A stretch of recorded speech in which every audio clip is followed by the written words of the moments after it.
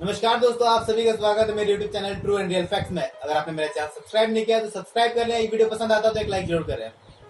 आज मैं अपने सहयोगी मित्र अभिषेक शर्मा के साथ इस वीडियो में प्रस्तुत हूँ और एक बहुत ही गंभीर सवाल के साथ आज ये वीडियो हम लोग शुरू करेंगे। अभिषेक जी नमस्कार। आप सभी के बीच में हम सभी उपस्थित हैं और एक घटना घटी है हरियाणा में, उसके प्रति हम लोग अपना विचार विमर्श बताएंगे।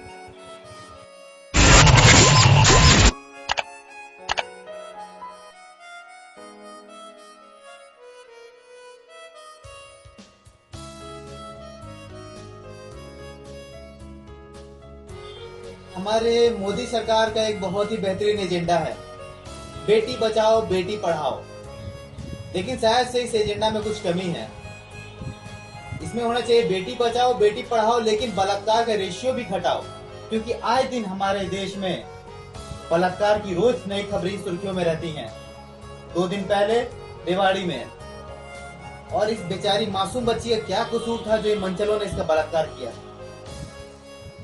बिल्कुल निहाल जी, आजकल का जो युवा पीढ़ी है, देखा जाता है जितना भी बलात्कार की घटनाएं घटती है युवा पीढ़ी के ही द्वारा घटती है। अभी जिस प्रकार से छात्रा जो कि एक देश की बेटी थी, उसके साथ हरियाणा के कुछ मनचले युवकों के द्वारा बलात्कार किया, काफी निंदनीय घटना है और सरकार को इस पे कड़ा कदम उठाना चाहिए। लेकिन अभिषेक जी, हम तो ये देख रहे हैं कि सरकार, पक्ष और विपक्ष, भले ही मैं किसी पार्टी का विरोधक नहीं हूं, लेकिन जो पक्ष और पक्ष दोनों पार्टियां हैं वो एक दूसरे पर दोषारोपण लगा रही हैं कि ये मेरे कार्यकाल में हुआ या आपके कार्यकाल में हुआ। इसको राजनीतिक मुद्दा बना के इसको ये अपने सरकार से तौल रहे हैं। लेकिन इस बेटी की कोई फिक्र नहीं है कि इसके पीछे क्या कार्रवाई करनी, कोई नहीं सोच रहा है इसके बारे में। बिल्कुल निहाल जी, जैसे आपने कहा कि सरकार एक दूसरे पे आरोप पर आरोप लगा रहे हैं। 2012 में जब कांग्रेस की सरकार थी तो दिल्ली में घटना घटी थी जो कि एक देश की बेटी थी, और आज 2018 में भी एक भाजपा सरकार में घटना जो घटी है वो भी एक देश की बेटी ही है। लेकिन उस समय भी सरकार कोई कानून नहीं बना पाई और आज भी सरकार कोई कानून के बारे में नहीं सोचती, जिसके कारण इस प्रकार की घटनाएं आम हो गई। जी हाँ, बिल्कुल। हमारे देश में ये बलात्कार की जो घटनाएं हैं ये दिन प्रतिदिन और बढ़ते जा रही हैं, खत्म तो नहीं हो रही हैं, क्योंकि सरकार इस पे ना कोई ठोस कदम उठा रहा है और ना ही इसके खिलाफ कोई कड़ी कार्रवाई कर रहा है। जितने मनचले हैं वो अपने अय्याशी तो कर लेते हैं, लेकिन बेचारी वो पीड़िता बच्ची, उसके ऊपर क्या बीत रही है, उसके माँ बाप पर क्या बीत रही है, वो जरा सा भी एक बार नहीं सोचते हैं। अगर सरकार इस पर कोई कड़ाई कार्रवाई करता है तो उनको 10 बार सोचना होगा ये सब गलत काम करने के पहले। बिल्कुल निहाल जी, अभी देखा जाए जिस बेटी के साथ ये घटना घटी है वो हरियाणा सरकार का देखा जाए तो एक उभरता सितारा भी कहा जा सकता है, जो भी सीबीएसई में टॉप हुई थी और उसको राष्ट्रपति के द्वारा सम्मान भी दिया जाता है। परंतु उसी बेटी के साथ इस प्रकार की घटनाएं घटती है, फिर भी सरकार मौन है। जी हाँ, बिल्कुल। सरकार मौन तो है ही, और साथ में उस बेटी का इज्जत को मात्र 2 लाख रुपए में सल्टा देना चाहती है। मात्र 2 लाख। क्या उस बेटी की इतनी ही इज्जत थी कि जो 2 लाख में सरकार उसको सांत्वना दे रही है? क्या उसके खिलाफ कार्रवाई नहीं कर सकती? उस बेचारी पीड़िता बच्ची की माँ ने बिल्कुल सही कहा, और जो 2 लाख का चेक है सरकार को वापस कर दिया। उसको न्याय चाहिए, और हमारा भी यही मुद्दा है कि उस बच्ची को न्याय मिलना चाहिए और आगे ऐसा बिल्कुल नहीं होना चाहिए। बिल्कुल निहाल जी, हम सभी उस बेटी के साथ खड़े हैं। अगर सरकार न्याय नहीं करती है तो हम सरकार का विरोध कड़ी शब्दों में निंदा करते हैं और हरियाणा सरकार को इस्तीफे का मांग करते हैं। जी हाँ, बिल्कुल। हरियाणा सरकार को इस पे इस्तीफा देना ही पड़ेगा।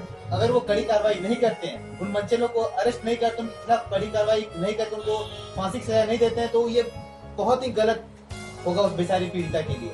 बिल्कुल, कहा जाता है कि भारत एक स्त्री प्रधान देश है, लेकिन जहां तक देखा जाए आज जिस बेटी के साथ घटना घटती है उसकी माँ जब अस्पताल में जाती है अपनी बच्ची से मिलने के लिए, वहाँ के डॉक्टरों द्वारा कहा जाता है कि आपकी बेटी अभी स्थिति में नहीं है।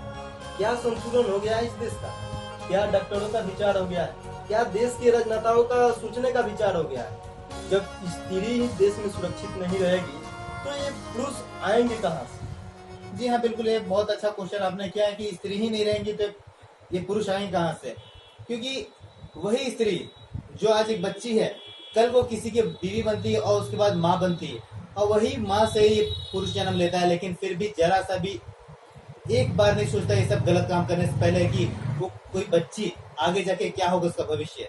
भले ही अपने चंद मिनटों का अय्याशी कर लेते हैं, लेकिन बेचारे उस पीड़िता पे क्या बीतेगी आगे, वो कहीं मुंह दिखाने लायक नहीं रहेगी, ये कभी नहीं सोचते हैं। बिल्कुल नेहाल जी, आज जो देश की स्थिति बनी है, इस पे सभी दल, जो राजनीतिक संगठन है, जो पार्टी है, उसको खुल के सामने आना चाहिए और अपने संसद, जो संसद की का बैठक होता है, उस बैठक के दौरान कोई कानून पारित करना चाहिए और उसको सुप्रीम कोर्ट के माध्यम से जल्द लागू किया जाना चाहिए, ताकि आगे से कोई भी इस प्रकार की घटना करने से 10 बार पहले सोचे। सरकार से हम सभी मांग करेंगे, इस प्रकार की कोई बलात्कार में दोषी पाए जाते हैं तो उनको उम्र कैद या फांसी का सजा का एक कठोर कानून बने, ताकि इस प्रकार की घटना करने वाले आगे से सतर्क होता है ना, कि सतर्क हो जाए। बिल्कुल बिल्कुल बिल्कुल सही कहा आपने।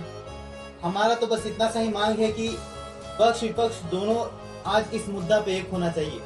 ये पक्ष विपक्ष दोनों एक मंच पे होकर के आज उनको इस बलात्कार के केस पे एक कठोर नियम बनाना होगा। आज ना ही ये चुनाव का ये प्रचार होगा, ना ही कुछ और सिर्फ एक बेटी के लिए दोनों पक्ष विपक्ष दोनों एक साथ होना चाहिए। आज इसको अपना राजनीति का एक कार्यकाल में और अपना इस सत्ता के लिए इसको बिल्कुल यूज नहीं करना चाहिए। बिल्कुल निहाल जी, अभी जिस प्रकार से देखा जा रहा है कि पूर्व में अभी मुजफ्फरपुर से घटना आई थी जो बिहार की है, एक बालिका गृह में किस प्रकार से छात्राओं का शोषण होता है, उसी प्रकार से उत्तर प्रदेश में भी एक बालिका गृह में वहाँ की छात्राओं के साथ किस प्रकार का शोषण होता है, फिर भी सरकार इस पे सचेत नहीं हो रही।